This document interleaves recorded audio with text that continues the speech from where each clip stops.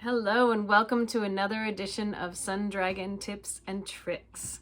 I'm Rebecca. I'm the owner of Sun Dragon Art and Fiber in downtown Brevard, North Carolina, and I'm coming to you from my house today.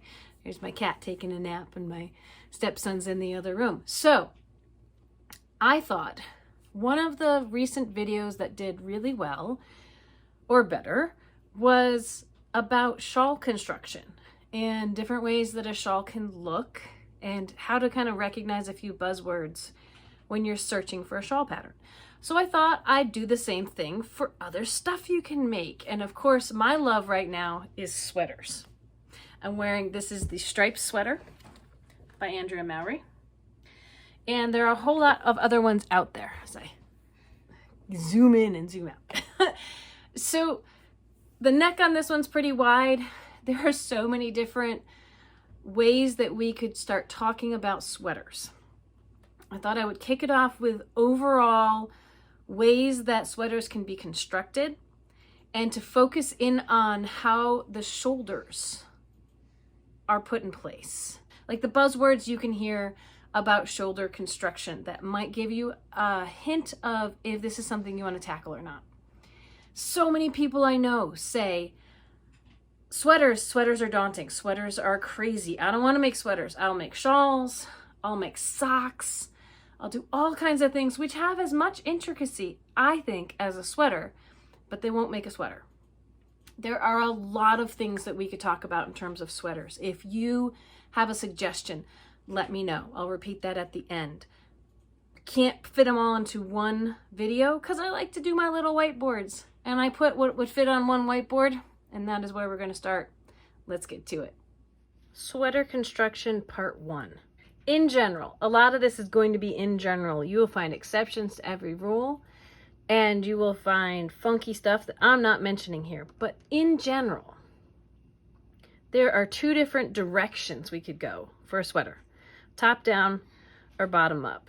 Top down, just like the name implies, is we start at the neckline and go down. Often a top down will mean starting at the neckline. You tend to expand outwards in some way to create the shoulder area. Often it means you're going to stop. We'll see this again down below. Often it means you're going to stop where the sleeves separate, at the sleeve separation. You go down to the bottom and then you come back and finish. Bottom up, as the name implies, is you start at the bottom and you head up towards the neck. Often this will be something we're going to look at down here called pieced. You will then have to sew in the sleeves.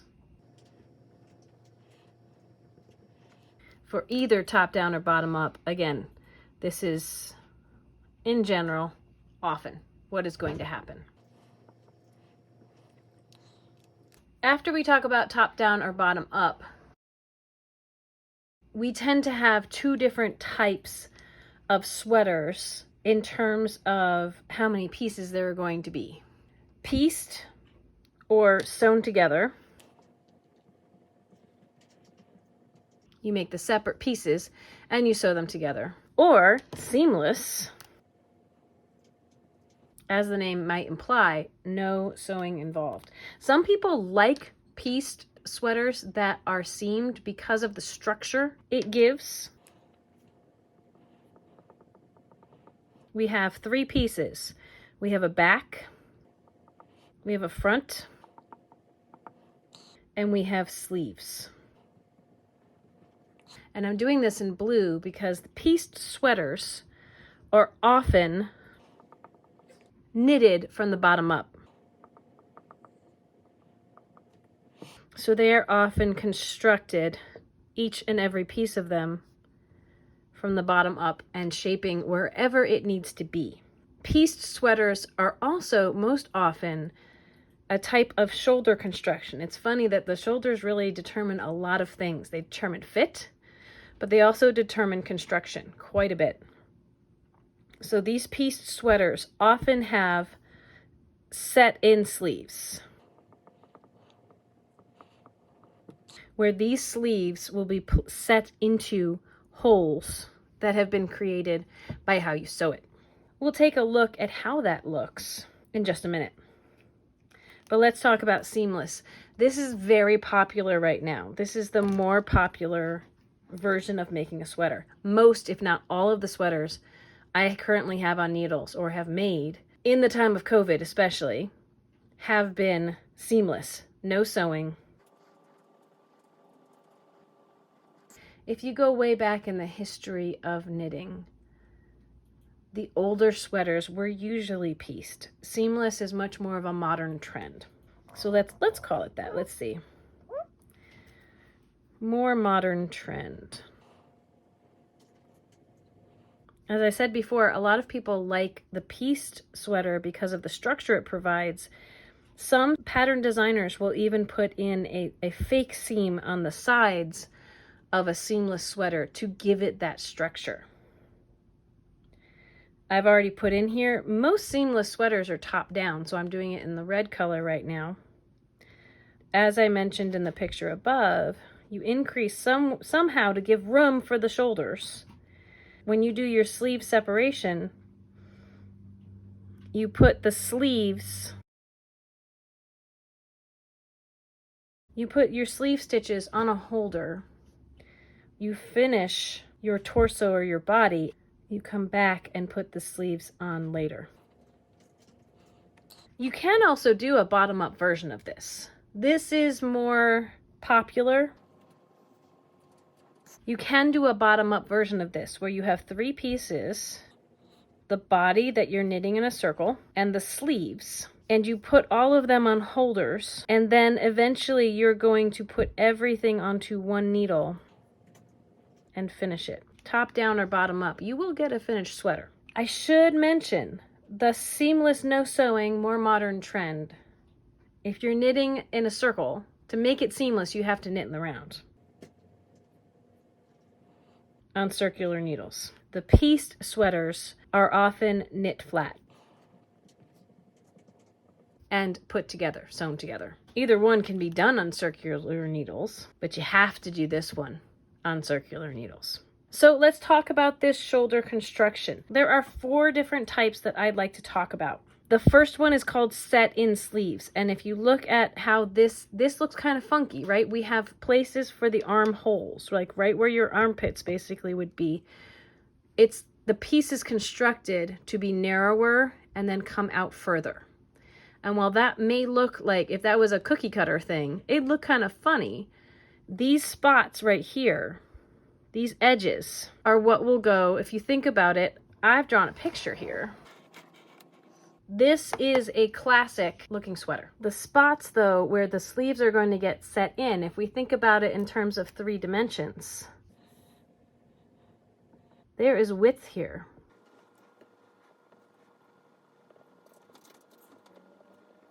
There's width here to make a spot for the sleeve to go into this piece down here, how that looks. The cutouts right here, a sleeve can be set into this space on either side. Trust me on that if you've never done it. But what a set-in sleeve will look like is it will have where the shoulder meets the sleeve, there'll be a pretty straight seam. There will be mild shoulder shaping. I'll call it a shoulder slope.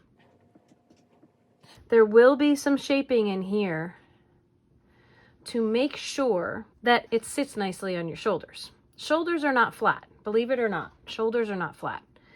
So part of this idea of shoulder construction is how do we make the sweater accommodate your shoulders?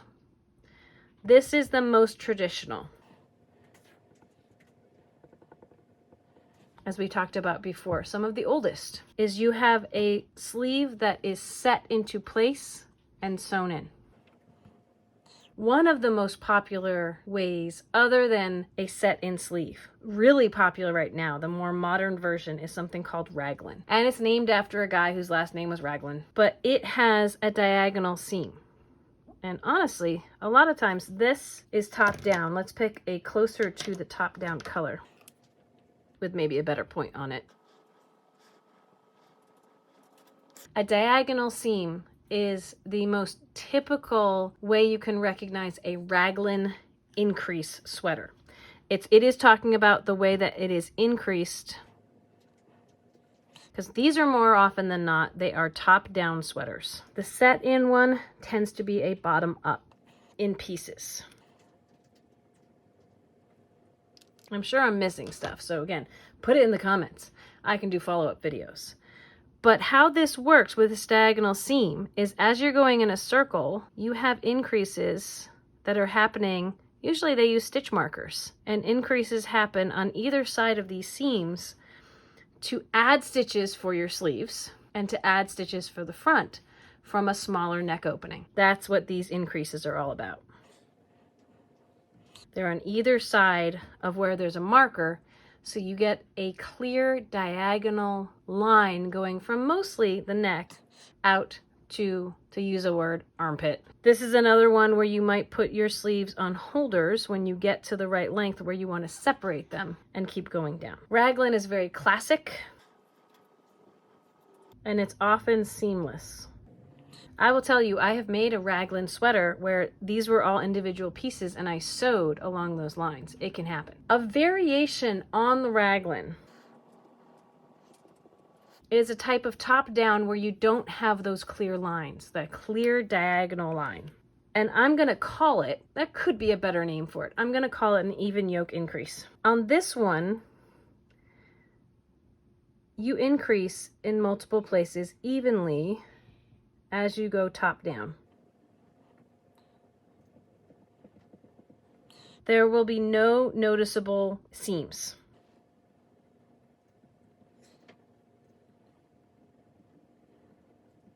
Because everything's done all over.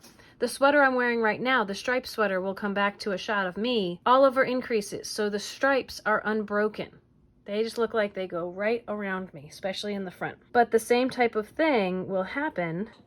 You get to where you want to separate the sleeves, they'll go on holders and you'll keep going down. This is very popular right now by many designers.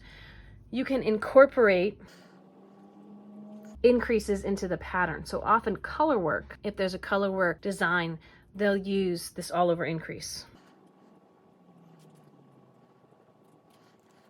Now, not my favorite, but has been pretty popular, especially if you don't want to do a whole lot of shaping on your first sweater, is something called the drop shoulder sweater. I drew another little picture here to help understand what is happening. It's called a drop shoulder because this one can be done top down or bottom up. It can be done either way. But it has a boxy shape, which means there's very little shoulder shaping. Your shoulders are inside of the total girth of a sweater, usually. That's why this type of thing has to happen. You have to make kind of a cutout for where the sleeves are going to go. If you choose not to do that shoulder shaping and just make it as wide as it needs to be down here, your natural shoulder is probably going to be in here somewhere, but the seam will not be on your shoulder as it would with a classic set-in pieced sweater. That seam is right on the edge of your shoulder when you make it that way. This one down here, the seam is out much further. With any of these, the seam, if there is one on a drop shoulder, inside, outside. How it's going to look on a person is that seam is going to drop down. Instead of being where you might call your shoulder happening and your arm separating from your body, it is much lower. It is dropped down. That's why it's called the drop shoulder. Now again, because there's no shoulder shaping, it can be an easier knit. It tends to be a drop shoulder, not in every case, but in most drop shoulders tend to have a boxy shape. There's not as much, see all the shaping involved in this? In these guys over here, let's take just the front. There's shaping here. There's often some kind of shaping in here a little bit. There's shaping up along here.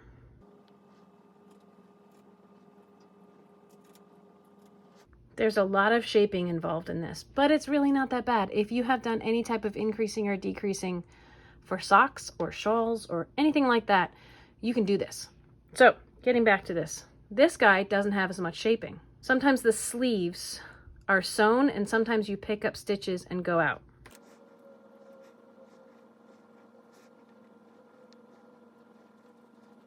The sleeves on this could go either way, but that's the look you get. Some people don't like how boxy this is because there can sometimes be an awful lot of extra material right near your armpits. Some people love drop shoulder because it is just big and comfy. Some people have been able to design drop shoulders that don't do that extra gather, but there's other work that is happening there. So let me show off a few of the sweaters I've made or I'm working on that have some of these shoulder constructions to kind of give you an example. Disclaimer already, I'm working on one drop shoulder sweater because I mentioned before they're not my favorite. And I've only done this much on it, so there's not much to show you. But this is my striped sweater by Andrea Mowry. Some of the really old sweaters I'm going to show you, I don't even have pattern for, but do what I can where I can. Striped sweater, all over increases in the yoke, so you don't see a noticeable shoulder seam, right? Let's see, let's go back to some of my ancient sweaters I made long before I had a yarn shop. These are all mostly from a vintage knits book, but these are really great examples of a set-in shoulder. If I put this on me, this was made separately. There is a seam here right where my shoulder, where the edge of my shoulder is. And you can see that the sleeves come off of it. It also was pieced. There's a seam up here. You can see where I sewed it together. This one's got nice bulky seams too. There'll be a seam where I sewed my sleeve together. There'll be a seam along the side where I sewed my side together right there. So this one was knit flat and sewn together. This one, even the sleeves were done in the round. There's no seams on this. There's no extra bulk on this one. But again, sometimes that structure can be more flattering on some people. So sometimes loose and flowy can hide the tummy, but also can make you feel bigger. It's hard to say. Depends on what your comfort level is.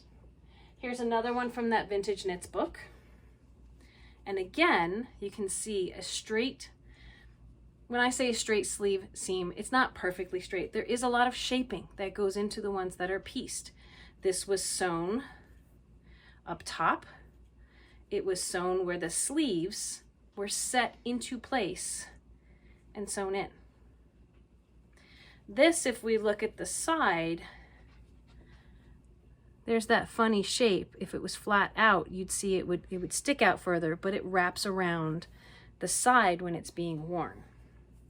It's like when you had paper dolls and you had to kind of fit them around people. There were different shapes. So, one more from my vintage knits book. This one, the pieces had different things happening with them, so it's almost the clearest example. You had all this color work up front, no color work on the sleeves, but the sleeves were set in place. You can see when it's flattened out here, more of where that armhole shaping happened. So this one, again, set in sleeves. All over yoke increases. Got a really old busy sweater here. That's a really great example of a top-down raglan seam increase. I know the yarn here is super busy, but if we pull it up closer, you can see this diagonal seam. It goes from the neck down to the armhole. You can see where the color shifts. I have a great sweater in the shop. I didn't bring home all the sweaters I should have to show this off. I've got a striped sweater that really shows that off well. But I also have a few sweaters that I am in the middle of knitting here that I can show you, again, top down on circular needles. If anything, it's kind of hard for me to hold up. This dark guy, he's got a diagonal seam right there. This is Raglan. This is Raglan. I have a whole book called Ready Set Raglan from Pom Pom Publishing. And one of the sweaters I'm making from that has a very definite, I'm trying to find the front of this, Raglan. People say Raglan. It's Raglan. There's no D on it, but we all say it, or a lot of us do. You see that? That is, on my needles, it's kind of hard to stretch out, but that is a diagonal shoulder seam. This one is an example of the collar I'm going to pick up and make later. That often happens. Again, if you want to see more on collar constructions, things like that, I can see what I can dig up. But this guy, if you think about it, we've got front, we've got a back, we have a sleeve, we have a sleeve. And the room for the sleeve to naturally leave space, because shoulders start small and get bigger, the room for that, it looks really good and really nice, and I like how it falls. So I'm a big fan of Raglan. So let's see. When you have color work, I've got multiple sweaters here. This is the one I'll pull out for right now. When you have color work, this has some really intricate color work. It's going to use the all over increase to keep the color work going. It's getting bigger, but you don't notice it because the increases happen regularly instead of only at seam points on this guy. This one by Jennifer Steingass that I'm in the middle of, if I can untangle all my yarn. Again, it's one of those top down. My sleeves are on stitch holders. I got far enough that I separated the sleeves off and put them on stitch holders. And now I'm working on the torso. And of course, if I really spread it out to show you, it'd come off my needles. But this one mostly had all over increases. Like you can't see a definite Raglan increase. Although she did decide, I think on this, no. Might have been on another one I made recently. I've made one where it was all over increases and then right at the very end, right in the bottom, a little bit of Raglan. Just, you know, a little bit of both. This guy, this is the sweater I'm making that's drop shoulder. So you can already tell it's all curled up. This is the back. It's not as interesting. The front's going to have a nice cable panel that runs down the side. I'm hoping it'll be really pretty. If I undo this, uncurl this, you can see the top is a little bit bigger than there. That's my neck opening. It's for the back, so it's not a lower neck opening. But you can see the sleeve seam is going to be down here somewhere.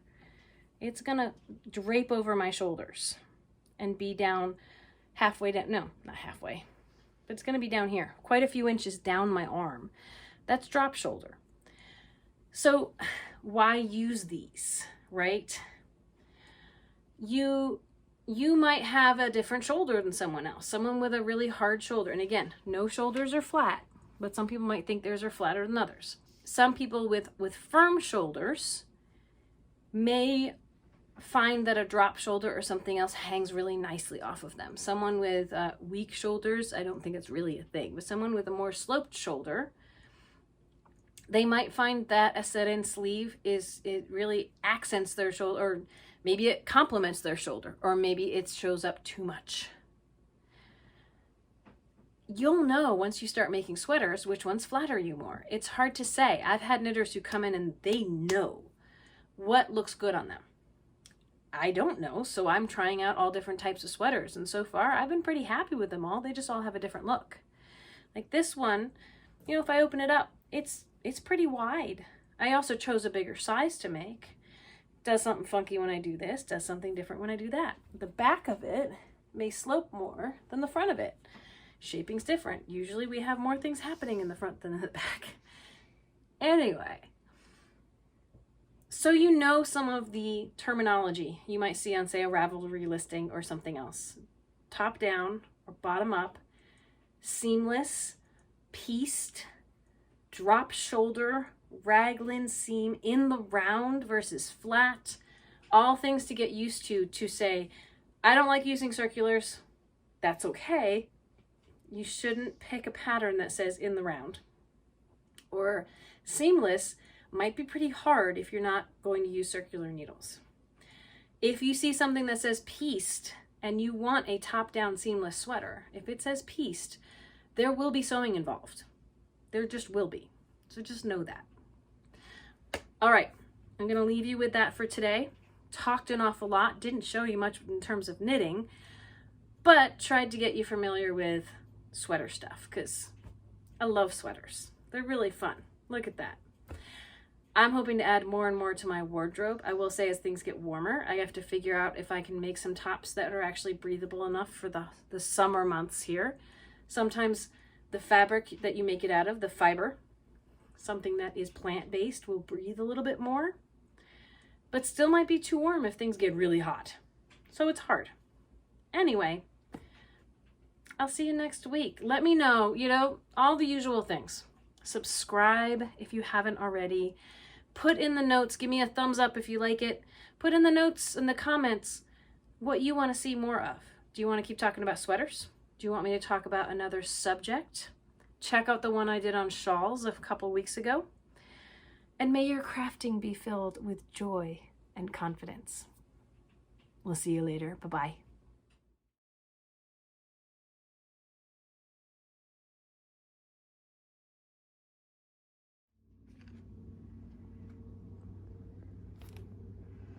I was hoping the kitchen, snoring, but napping is good.